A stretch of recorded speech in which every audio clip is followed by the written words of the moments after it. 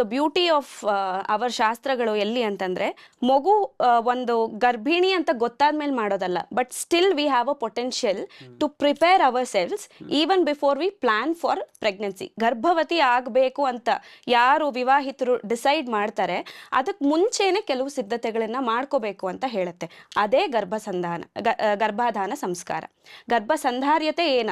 So ಯಾವ conducive factors ಅನ್ನ ನಾವು ಗರ್ಭಧಾರಣೆಗೆ ಹೆಲ್ಪ್ ಮಾಡುವಂಥದ್ದಿದೆ, ಅದು ಗರ್ಭಾಧಾನ ಸಂಸ್ಕಾರ ಅಂತ. ಯಾಕೆ ಅಂತಂದ್ರೆ ದಿಸ್ ಎಂಟೈರ್ ಪ್ರಾಸೆಸ್ ನಮ್ಮ ಭಾರತೀಯ ಶಾಸ್ತ್ರದ ಪ್ರಕಾರ it's a very divine journey. It is not something that happens by chance, or it is not just a mere act of joy, ಅಥವಾ ಇಟ್ ಇಸ್ ನಾಟ್ ಒಂದು ಕೆಳಮಟ್ಟದ ಒಂದು ಪ್ರಕ್ರಿಯೆ ಅಲ್ಲ. ಅದರಿಂದ ನಾವು ಹೊಸ ಜೀವಕ್ಕೆ ಒಂದು ಆಧಾರವನ್ನು ಕೊಡ್ತಿದ್ದೀವಿ. And it is an entire phase wherein ನಮ್ಮ ಪರಂಪರೆಯನ್ನು ನಾವು ಇನ್ನೊಂದು ಜನರೇಷನ್ಗೆ ಧಾರೆ ಎರಿತಿದ್ದೀವಿ. ಸೊ ಗರ್ಭಾಧಾನ ಸಂಸ್ಕಾರದಲ್ಲಿ ಏನೇನಾಗುತ್ತೆ ಅಂದರೆ, ಫ್ರಮ್ ಆಯುರ್ವೇದ ಪರ್ಸ್ಪೆಕ್ಟಿವ್ ತಗೋಬೇಕಂದ್ರೆ, ಫ್ರಮ್ ದ ಸಂಸ್ಕಾರ ರಿಚುವಲಿಸ್ಟಿಕ್ ಇದರಲ್ಲಿ ಕೆಲವೊಂದು ಪ್ರಾಕ್ಟೀಸಸ್ ಇದೆ.